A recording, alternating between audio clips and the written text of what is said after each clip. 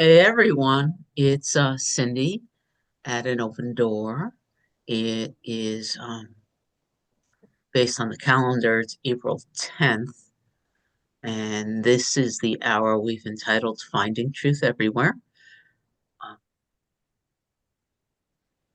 where we look at various teachings from all over the place that are pointing to truth, and we talk about what's the same, and we talk about um, how it influences us. And We're talking about a longer than normal podcast today. It was almost 2 hours, and it was a conversation between someone who was on the plant medicine path, Kabbalist, and a first person channel by the name of Paul Selleck, um, and a whole bunch of cats. By the way, I thought they were stars of the show. Um, there's only actually, and we were talking about before we hit the record button, a lot of people have a lot of things to say. When I was sitting there, I have 4 or 5 pages of notes, but there's really only one aspect that I felt that I wanted to make sure I put on the table before I open things up. But before I even do that, I do have a song. It's a song I played in the past, though I don't remember the last time I played it. It's something that puts me in an open space. And I remember that even though we have all sorts of different shapes, all sorts of different ideas, all sorts of different parts of the world and languages and stuff, ultimately we all come from the same source. Let me play the song. I'm going to attempt, lately since it's audio only anyway, YouTube's been allowing me to keep the music in the recording, so we're going to attempt to continue to do that. They tell me it's copyrighted, and the owner of the copyright allows me to keep it in my recording. So they know it's there, and they say I can keep it anyway. So here we go with Everyday People.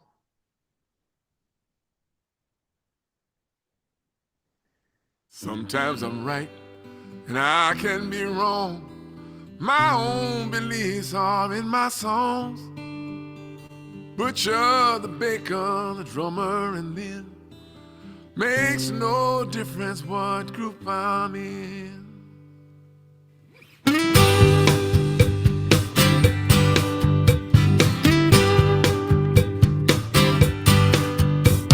But sometimes I'm right and I can be wrong. My own beliefs are in my song. The butcher, the banker, the drummer, and then it makes no difference what group I'm in. 'Cause I am everyday people.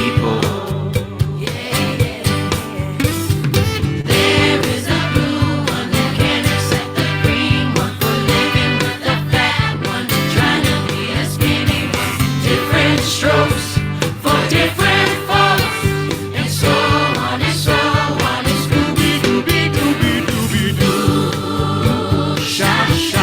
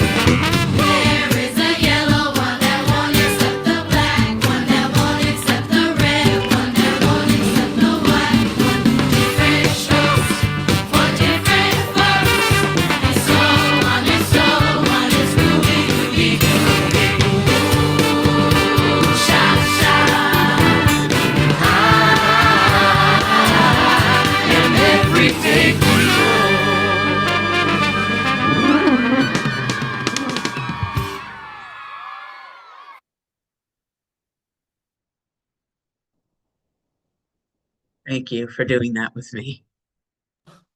Loved it. Yo-Yo Here, Ma is dear to my heart. um, so this is the one thing I want to talk about before I just open it up. Um, there was a quote right in the beginning. Not by bread alone will the human live, but by the direct word of God. The direct word of God is available to all of us. Later, the Kabbalist was talking about how Moses was so close to God that there was no separation between Moses and God, and we all are Moses, meaning we all have the ability to directly be with the source of who we are. That's all that means, and that's really the direct path, right? We're all. The thing is, they went on and had different conversations about purifying the vessel and the prism and all those other things. Um, and a lot of conversations about, like there were a lot of conversations about what happens when this energy flows through a vessel that's not pure. Um, Meaning, thinking you're God. At one point, they were talking about, I can't even remember the dude's name because he's 9/11, but how if you looked at his eyes and the burning of his eyes, he really did believe everything he was doing. He believed he was the word of God. His followers believed he was the word of God, but it was so distorted by the dysfunctional prism, if you want to put it that way, right? When the ego structure uh, gets a hold of the energy that flows through, we've talked about it in these meetings and other meetings before, things can get really distorted. So how do you know when you're receiving guidance worth following? That's really and so valuable for me to really put some rules in place for myself when I sit and I ask for guidance, when I don't know what to do next, when things feel off. How do I know what to follow? And they talked about it some, and the guides in Paul have been very useful for me because they talk about fear and stuff. But I just what I want to put into this room is what I learned from Regina. Regina's talked about this quite a bit. Um, Merged with what I know. So how do you know you are receiving true guidance? Because what I know is on this path, man, how I see the world now is so very different than how I saw it 20 years ago or 10 years ago. And 20 years ago or 10 years ago, I thought I was right. And today too, I feel like I'm seeing through truthful eyes in my eyes, but they're so different. And the distortion gets clearer and clearer over time as the fear lifts, right? So so I've created some rules to live by. So even though it may feel like this is true, bam, it's true. Um, I can trust that it's not if I'm looking for inner guidance, higher wisdom. Um, so the first thing is about fear. I have learned not to listen to fear thoughts. If I am told I must do something or something horrible will happen to me, and I could feel the fear and the sense of urgency in action, I don't act. I take that back to my pillow or my writing or my diet or my contemplation or with a friend I can trust to process. If there's a word coming through that says I must act, and it comes from a fearful, urgent space, I know it's not inner wisdom. I trust that it's not inner wisdom. Number two, inner wisdom does not tell you you're better or worse than your brother. That has nothing to do with the actions in the world as being better or worse or things that you stand for. But this idea that I know something and I am better than my brother or I am worse than my brother, that doesn't come from a universal collective consciousness that knows everything. rises and falls within the one. So this idea that I have to kill all the heathens because God says my religion is better than anybody else's religion, that doesn't come from my understanding of truth, for instance. And there's a lot of minor Cindy stories relative to that. Like, in family dynamics, if I have this sense of righteousness relative to my sisters or my parents or my children, I step back. And it doesn't mean I don't speak my truth, but it comes from a different place. It doesn't I wait for it to not come from a place where I need to attack them, put them down, or put myself down. Um, what Regina taught very powerfully was that inner wisdom doesn't give you the big picture, it only tells you the next step.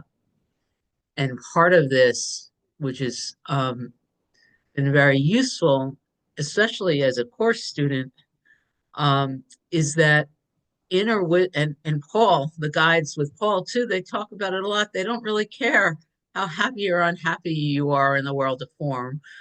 And of course, Miracles teaches that the world I see in duality isn't real anyway. So inner wisdom isn't about fixing Cindy's life. It's about Cindy being able to tap into love more effectively or consciousness more effectively.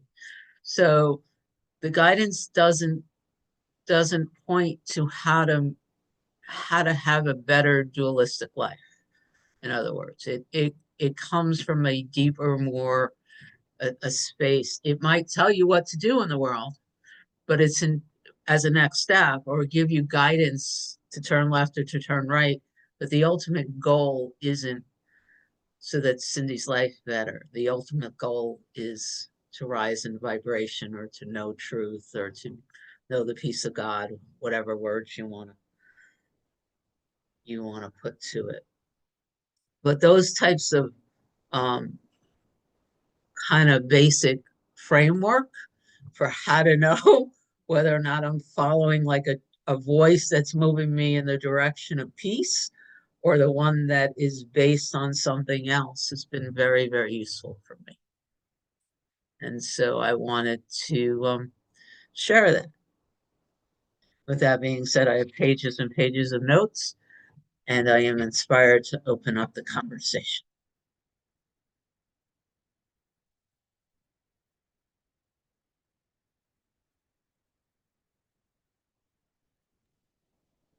I'll just kick the party off. There was so much.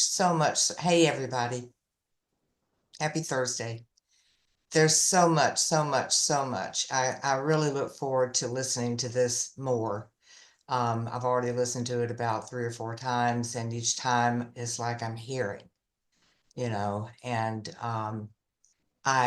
and one of the things, and like I said, I'd heard it 3 or 4 times, and then today Paul was channeling sitting at the table, and I heard this and I was like, oh, and it was related to what you were just talking about not if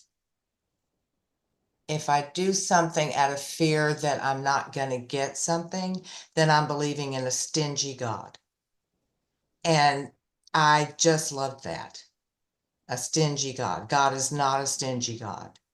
And so that I just wanted to throw that in real quick because I'd been listening and it was towards the end and I went, oh, yeah, God isn't stingy. And so that's just the main thing that just stuck out to me today. So just wanted to share that one. Thank you. You're permitted to share other stuff too, especially since you've listened to it 3 or 4 times, and not just because those cats are so beautiful.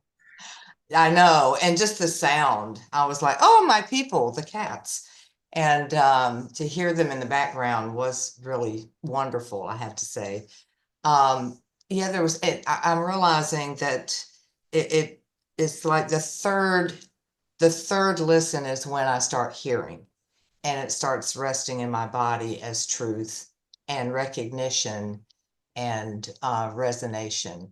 And there, just the simplicity of the simplicity of Paul Selig's channels, and the clarity with which they speak, and just the simplicity of God is.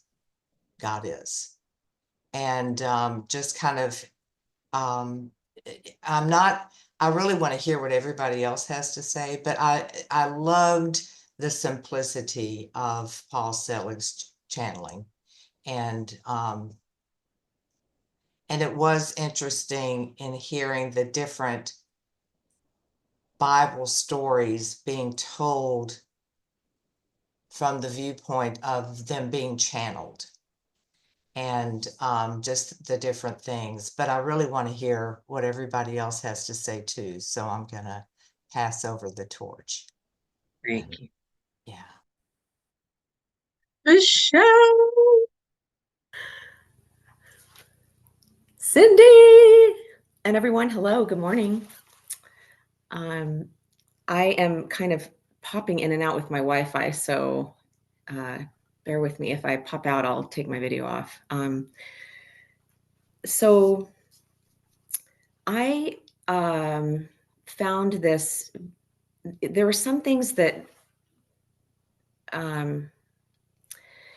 didn't sit well with me really, but just a couple things. But I'm going to focus on the things that really lit me up.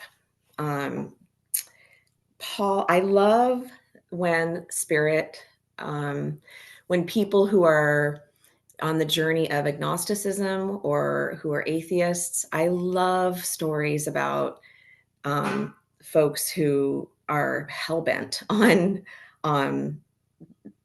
atheism or being an agnostic, and finding this beautiful path to source, to spirit. There are so many beautiful, colorful paths that lead to God. And so I love that Paul and the host Mark, I think Aubrey is his name. I love that they both had that similar origin. And Paul talked about getting out of the way, and I can't hear that enough. I love when people emphasize that getting out of the, Olivia. I love that you're. Yes, it's just I love that. And he says, Paul said, get out. It's about getting out of the way, not going away, but getting out of the way. And in that moment, I was like, not going away. I go away when I drink alcohol, or when I used to drink alcohol. This is kind of a new, thanks to you all, this is kind of a new path for me. And it gave me the goosebumps. It really made me feel like it's so beautiful to get out of your own way and be present instead of going away and, feeling like you're flying under the radar and dodging bullets and trying to figure things out and getting all caught up in the muck. And even though feeling things and getting out of the way and sometimes feeling things, even when you're getting out of the way is uncomfortable. Oh, it's just so much more freeing. And you all have taught me that. And it's exciting. And then just the last thing here is Mark, the Kabbalist, was talking about Moses totally emptying himself. That another way of getting out of the way, getting out of one's own way, emptying oneself. And I have little moments of that where I'm like, oh, it is so amazing. And Cindy, just listening to you talk, I was like, that is how we receive these epiphanies, these connections, these revelations, emptying ourselves. Anyway, that's it for now. Thank you for listening. Thank you. And I'm gonna, not that anyone doesn't know it, but I'd like to confess that I'm a student of the guides and Paul Selig. I'm other students too, and there was nothing about this conversation that I sat there going, I got what he said. One of the things that the guides talk a lot about is they don't really talk about surrender. They talk about braiding of wills. And I love that. So they go out of their way of saying that we're not getting rid of the personality self at all. We're braiding the personality with the higher will and recreating everything in a frequency above fear. So who I am as a unique part of the whole doesn't go away. It becomes it becomes something of greater service. And Paul talked about that a bit. Yeah, the rope. It's a braiding of wills. And as I was listening to you, because it's interesting, because yeah, there were things. Anyway, that's what I wanted to say. Now I'm handing things over to Ron. There were things. That's what you said. There were things. I like that. There were things for sure. Oh, good afternoon, everyone. Good morning, if it's still morning there. Grateful to be here. It was interesting. The experience for me in listening was it was just three aspects of oneself having this intertwined conversation. I was most drawn to Paul and just feel whenever I hear Paul and hear the guides, I just want more, so I'm grateful it was part of the YouTube this week.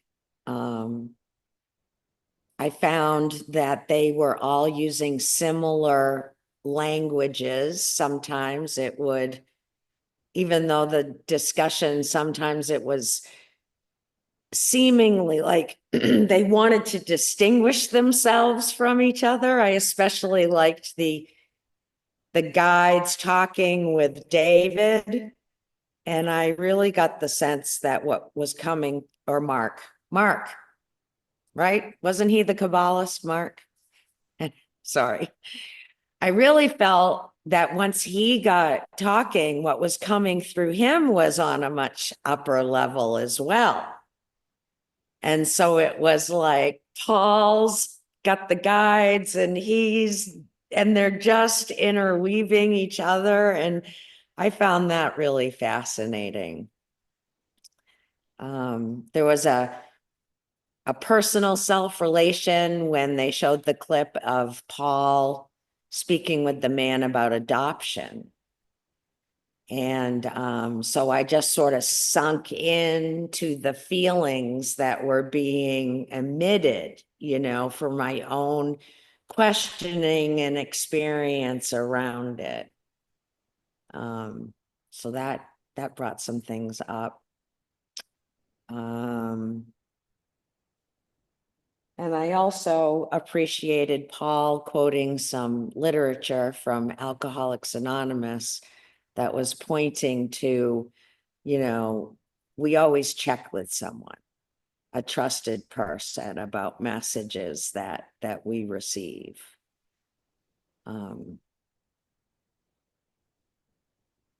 I found the story about Marcus's dad very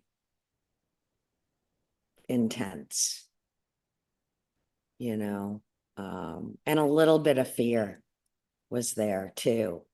If I get honest about it right now, I realize that there was fear that, oh, what if I don't hear the right voice? It's always self-centered. That something's going to happen to this person. Noticing a lot of that today and practicing some non-judgmental awareness with myself and trying to be gentle with myself today. There's nothing going on, but there's a lot seeming to be going on when I become aware of what's going on.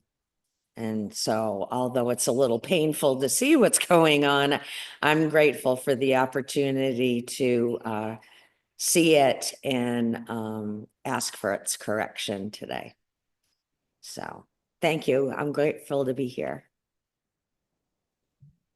You know, I cried, like my heart broke open when the Pauls responded to that, when the guides responded to that story. Um, that whole exchange, the guide's response and the gentleness of the guide's response, and um, I just cried like a baby. I don't know if I've ever cried during one of these podcasts before, but I cried during this. Hey, Mel. Hi, everybody. Hey, yeah, it was, I had never heard Paul Selleck, so he's a new introduction for me. And yeah, I just kind of just absorbed the whole conversation because it was very, they're so speak so well, and yeah, it was a lot to absorb. And when they got to the point where you were just talking about, I was feeling a lot of that, as Ron was saying, that sort of that fear thirst. But then what I came back to was the Course of Miracles, nothing unreal exists, nothing real can be threatened. So it was a reminder, take me back, what's true?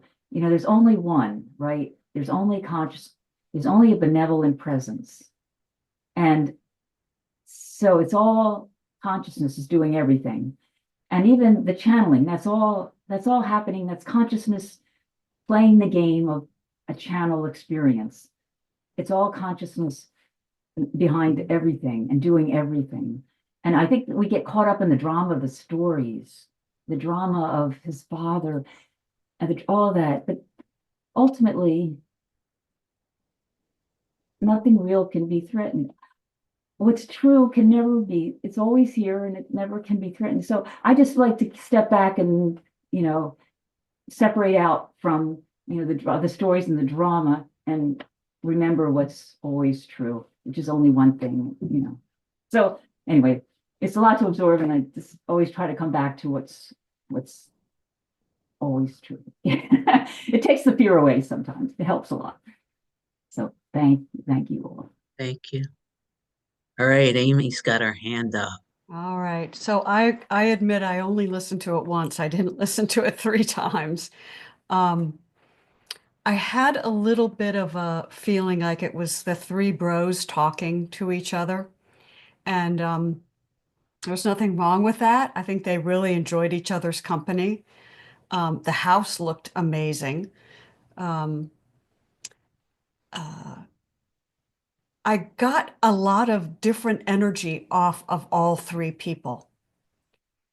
And so I'm going to try and just, again, this is just a superficial sense of my own energy, but I, like most other folks, I really enjoyed Paul. He is such a gentle soul, and I love that about him. Mark seemed to me to be very intense, and I sensed a lot of ego there, very involved with his stories, the Old Testament stories, and what they meant and how they could be brought forward into application. And there was a lot of learning in and a lot of thinking in what he brought forward. And I loved it when the guides so gently, when they were talking in one of the early parts of the conversation, very gently said to him, it's time for the new, the old, we have to let go of the old. And that just had a clear ring of truth for me. And yet I don't think that Mark heard him. I don't think he did. He's too involved in being the knower of the stories. Very wrapped up, I think, in that identity. And in a way, as brilliant as he is, and as generous a spirit as he is, I think it created a bit of a container for him. Marcus Aubrey's story about his father, it felt to me like Aubrey was his energy seemed very confused to me. Still kind of seeking the healing around the father, and I think very tied to his father's wealth and his father's the power, the earthly power that wealth brought. I mean, you just look at that house and the cats, and it was pretty clear that that while he enjoyed it, that he was definitely seeking beyond it, seeking truth beyond it, but I could still feel his father there. And I agree that Paul was so great with him. But he never really got, or maybe they just didn't talk about it, that there aren't really so much demons as projections of the ego. And I felt like the demons that were after his father were just his own egoic projections, trying to regain some sense of special self that he had in the investment world. And he lost himself in that, trying to regain that. He was chasing a mirage, and he got lost in his own projection. And the story of Aubrey, getting on the phone by the fire, and his wife talking to him about going to a crystal and going, that all sort of had a feeling of magic to me, which I don't believe in magic. I believe in the non-dual teachings. And so, or I experience the non-dual teachings as my truth. So that was kind of my take on it. I really appreciated Paul's presence. I think Paul's presence was the anchor around which, or the guides was the anchor around which it really circled. And I also, I've always been a little interested when Paul does his invocation in the beginning, and he asks for the protection of God as God protects us. I'm always curious about, why does he ask for that? No judgment there, just why does he ask for it? Because I know he's putting himself out into an unknown territory, uncharted territory, and maybe that anchors him and gives him a sense of security. That's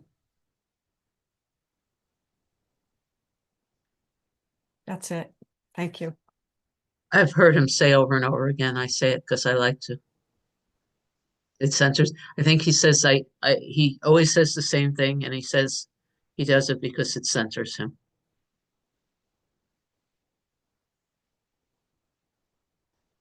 The Yeah, I was just gonna piggyback on Amy, and I recognize too when Paul, when he not only when he brought up the new rather than the old, he also towards the end, and I'm not gonna, well, y'all heard it, but when he brought up about how and I'm not sure if he said heart, but it's not going to be found in the intelligence. And he was kind of, to me, pointing out that this Mark person, he's in his head more. And so, yeah, I was just piggybacking on that. um the one thing, and it's interesting, so I'll tell you, and I hope you listen to it because I've really started to enjoy this David Giham. My sister literally asked me to find, like, she was starting to get interested in Kabbalah, and I found this David Giham, which is actually, he's all over YouTube, and he's worth lots of money, but he's young, and he's got this straightforward way of teaching. And I found it. I didn't listen to this podcast yet, but I've been listening to him teach like just this basic container version of holding some of these teachings. Um, and so we'll talk a little bit about the overview of Kabbalah and where it all fits and everything else we do next week, but not with this Mark dude, with someone who literally is not a David Giam is an entrepreneur who uses he and his ex-wife owns this Mary whatever. They're worth their company's worth over $400 million, but he's a 40-year-old that sits here and he's beyond intelligent, and so he's able to just talk about these principles very simply, and it should be an interesting conversation. But what I wanted to say, from the outside looking in, I don't know if you all noticed, but there's a couple of things this Kabbalah said that helped me center and open my heart to him. One of the things he said was that his community didn't understand why he was there. The actual step that he took to step out of the Kabbalist, like the lineage he's in, they wouldn't typically talk to anyone outside that lineage. So the very step that he took to step out of his community and into that conversation, I find significant. Even though he came with all of his baggage, just the fact that he was at the table to me was something that I couldn't. It's like the Pharisees in the Testament, having a Pharisee walk out of the temple and sit and say, okay, I don't know if I can do this, but I'm willing. Like it's a big deal. And the other part of it, which he sort of casually mentions, is he was sitting at that table during Yom Kippur. So not only did he walk away from his community and willing to have a different conversation, he was fasting until the end of that second day of conversation. He was in the holiest day of the Jewish tradition. And that to me also felt like wildly significant that he was willing to sit at that table. Like it was, to me, I wasn't in alignment with a lot of what we were sharing, but just the fact that he was there to me felt kind of important. Hey, Rana. Hey. So there was a small pointing in there about, they're talking about different prophets and people we know the names of and all that, but how each of us has something to bring, not in a being special, but each of us plays a part in intuiting this divine voice and then expressing that in whatever way that is. And so what occurs to me, what I found a really cool melding was he was a very good storyteller.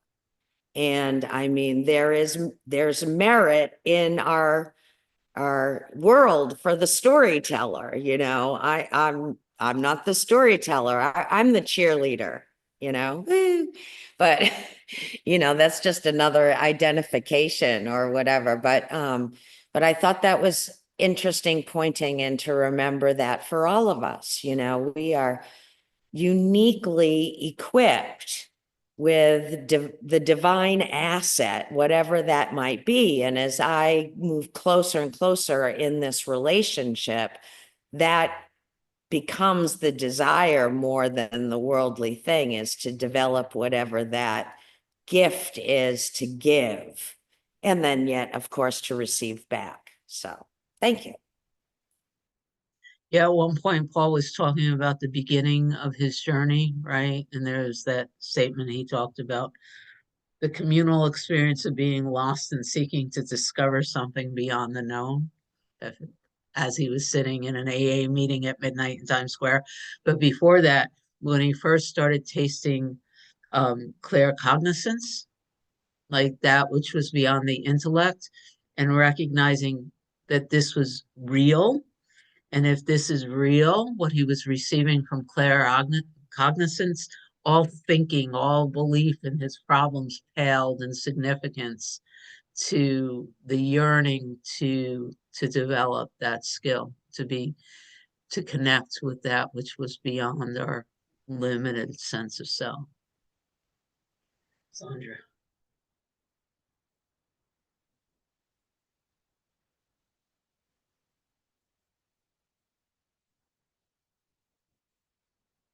Sandra, are you going to unmute? Sorry. I was hesitant to raise my hand because, well, for two reasons. The first is that I got confused listening to this. There were some things that was said that resonated for sure. And as everyone has said already, most of that came from Paul. But then there was confusion. And then I was thinking about how you open this with man will not live by bread alone, but by the direct word of God, and how that theme weaved its way through the whole conversation. I liked what, I don't know who said it. I got confused by it, all kind of started running together for me and trying to talk about it. But when I guess it was Paul who was saying first person channel, first person prophet, and then somebody writes it down and puts it in a text, and then it becomes second person. And then he said the Torah was the bread, and you don't live by the bread alone, you need the direct word.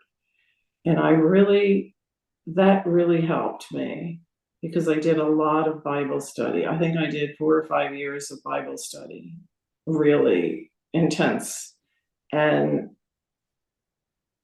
often as I was reading it, I think this isn't the truth, especially the Abraham and Isaac story. Like, God never told him to sacrifice his child and kill him. I mean, so that was all in there, stirring things up. But this idea that I've had, this understanding that I've had for a while, is that while I come here and I listen to everybody and I follow particular teachings more than others, and you know how much I love the Course in Miracles and I really like the direct path, but I know that the truth is inner wisdom, not a particular structure that I've been studying. No matter how good it is, no matter how valid it is, no matter how true it seems, that what I can trust and know is the inner wisdom, which has been unfailingly true. So, and it was very helpful to hear Paul talk about how he became a channel. Some of the words he used, like it was more like dictation, unedited. That goes with that first person understanding that Jesus used to say that I only say what the Father tells me to say. It was not me, so it was like Paul's like, he didn't say these words, but it's like, I'm not gonna mess it up. I'm gonna just tell you what's being said. I'm not gonna put my spin on this. So I really like that. I also liked this whole idea that the word responsibility came up and obligation. And because I have felt that, and I think I've said it here, that yes, we have this understanding that we're in this illusion, and that a lot of it, I don't even want to say the word that it's not real. It's not what we think it is. But I still feel this sense of obligation. And in fact, was said to me that this is not just for you. And I heard that come from these 3 men, that there is something that is, and I think it comes from each of you too, like you're not just sitting in your home enjoying this, you feel a need to say something and to bring it to the world. And I feel that sense of responsibility. So the confusing part came in, and it's already been mentioned. Let me see, there's so many notes on this. And by the way, I only watched it once, and I knew I should watch it more than once. I knew that. So I'll go back and watch it again.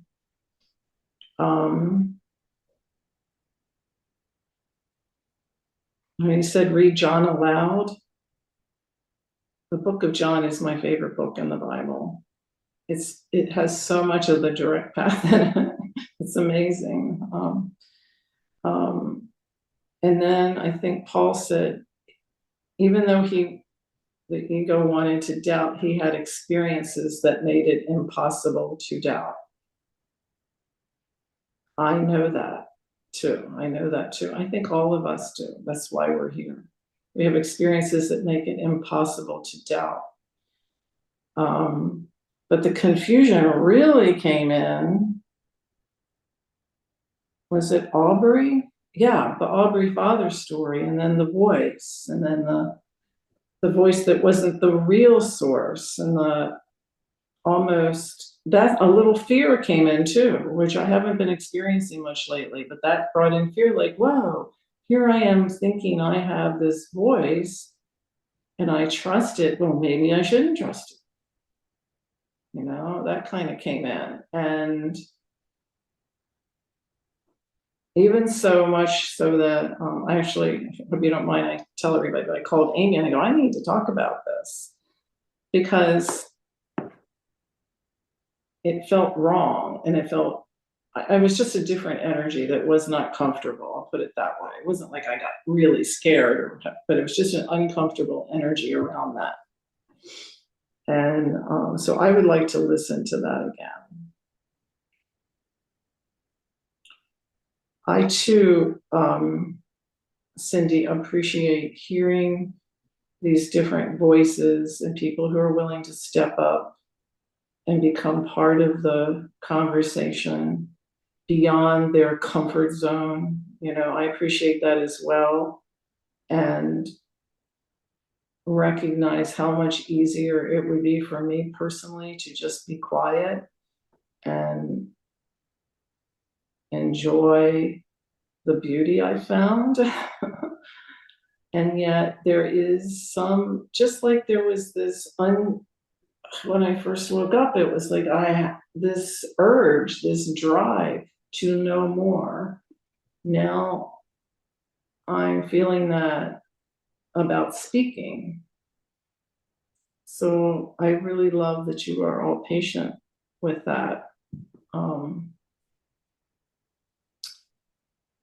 Even though I don't know exactly what I'm going to say. So, is there anything else? Yeah, everyone, I wrote this, has an obligation to be a unique resident channel. I think that's what you were speaking of, Cindy, with the rope and going into the upper room.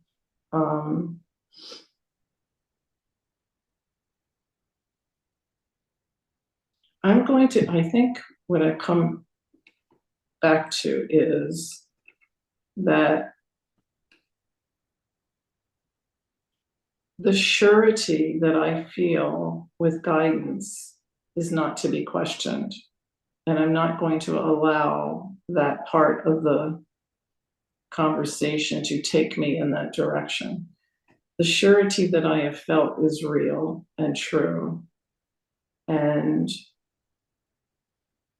it's always been pretty obvious to me. One last thing, what Paul said, I said, yes, that's it, Paul. He says, it's not a voice in the room.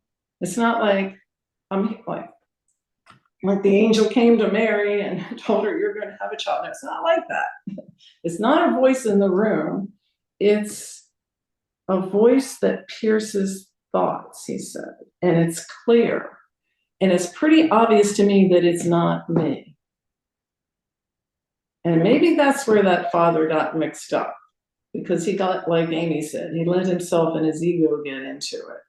But I know when it's me and when it's not me. That's what woke me up, because I said, that's not, well, that was not me. It wasn't said in my tone. It wasn't said in the way I think or the way my thoughts usually go.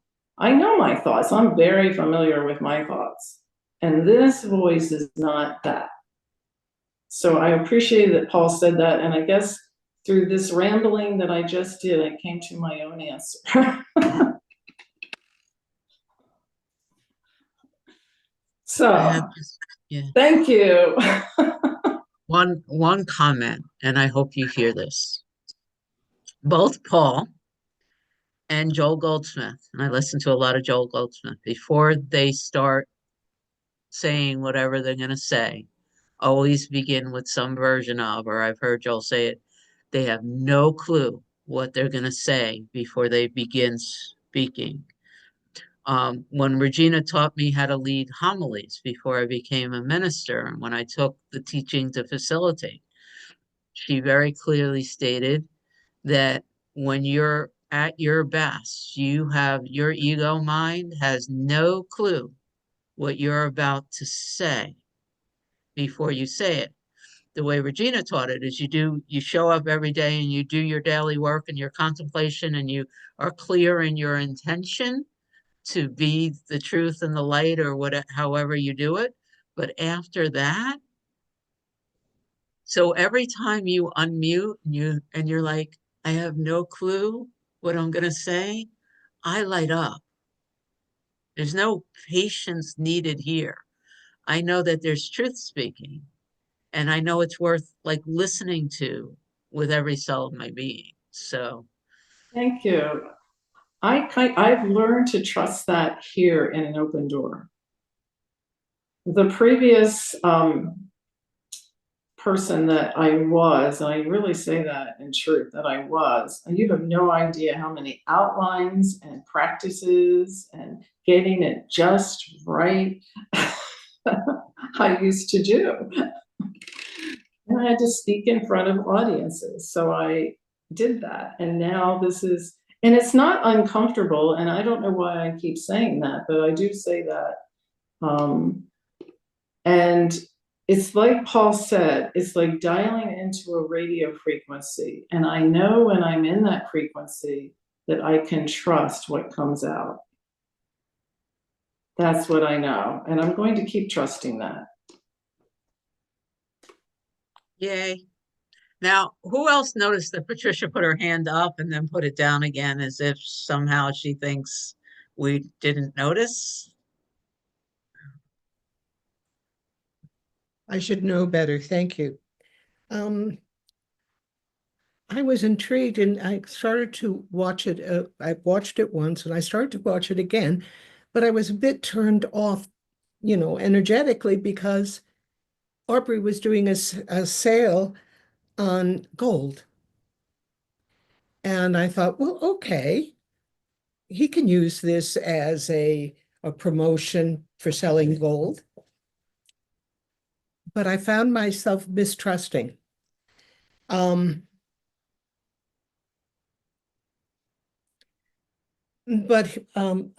it's my heart softened when I heard about what happened with his father. And I also know that people who have done plant therapy have had some real hard times unless they have a good guide, where it's really affected them psychologically. I mean, ending up in psych wards, etc. So it's something to just be aware of. It's not something that I'm drawn to, or if I'm drawn to, I know that it's not for me. But yet I have a dear friend, one of my closest friends is a psychiatrist, and he does peyote therapy with some of his patients, but there's a guide there. So I appreciate that. And I must say that Paul was sweet for me. I experienced him as sweet, as humble, and as gentle and accepting. And that touched me. I did learn from Mark. I mean, he's very intellectual, but I did learn. I didn't realize that Moses really was a channel for God. I never knew that. And if that is indeed true, well, I mean, Moses isn't here for me to ask, but why not believe that? And I went back to read some of Moses's stuff, and it makes some sense. Um, all in all, I'm glad for the experience and thank you, Cindy. And I look forward to more unfolding of other teachers. It didn't quite grab me in the way that I had hoped. Oh, well. For the two things, confession, I only listened once. I have no intention of listening a second time, but I didn't just listen. Actually, I sat and did it in like 20, 25 minute segments when I was able to watch it. But I have no need to spend any more time with it. I don't. The other thing I wanted to say, like in a couple of weeks, Amy's going to facilitate, like the first May 1st, I think. Amy's going to facilitate a conversation, a hour here, um, and it's a conversation with Deepak Chopra and Andre, and we love Andre. And halfway through of all Andre's podcasts, there's a commercial too. They have these very large podcasters. This is what they do for a living, and they don't charge any money. And halfway through, they promote something. They have a 30-second commercial spot. So the judgment of what they're promoting comes and goes, but it's part of how they're monetizing their time, I guess. I don't know. I had no judgment of the fact that they're doing that. I've been in the spiritual teacher marketplace with teachers of God and other places, and I've listened to so many people tell people like Lisa Natoli and others that they are wrong for ever charging for their services. All spiritual teaching should be free. And there's guidance and different ways of doing that. So, um, yeah, I just have a gentler view of that. Hey, Mel. Because I don't know what I'm going to say, but, but no, thank you so much, Sandra, for saying that, because I often don't know what I'm going to say. But what I was, when he said, lead us not into temptation, I really appreciated getting another understanding that God would never lead us into temptation. It's more just discernment, is going on. Just discern. And the other thing I was going to bring up was you probably all have read Byron Katie's book on A Thousand Names for Joy. Yeah, and there's one of the chapters where she talks about someone coming to her. I don't know if it was a priest, but he said, "Oh, you're too open. You're just so open. You got to protect yourself against, evil spirits could come in, blah blah." And she just totally rejected that. I'm just open and veiled because, there's only one, right? So I just thought I'd throw that out about the she had she mentioned that as well. So It's interesting that one line, because I studied for a while when I was studying to be a spiritualist minister. One of our teachers that came in was one of the gentlemen that did the direct translation of the Bible from Aramaic to English. And the Father's Prayer is not when you do a direct translation and you don't go like through the Roman and the Greek and all that stuff first. That particular line is not lead us not into temptation. It's some version of let us not enter temptation. So the Greek translation had this sense that please don't do this, please don't do this horrible thing to us, whereas the direct Aramaic translation is help keep us from entering temptation. So it's got a very different meaning for what it's worth. That's 60 minutes. And it's snowing outside, in case anybody cares. There's snow falling from the sky on April 10th here in Grand Island. All right. I love us. I guess I'm going to turn the recording off. Reality check at 10 a.m. Eastern tomorrow. Thanks for all this, Cindy. thanks. It was a really great discussion. I think it was. I love the different takes on it, and and what people hear. And I think we're all becoming, I don't know, it's just so much more attuned and in tune. It's really lovely.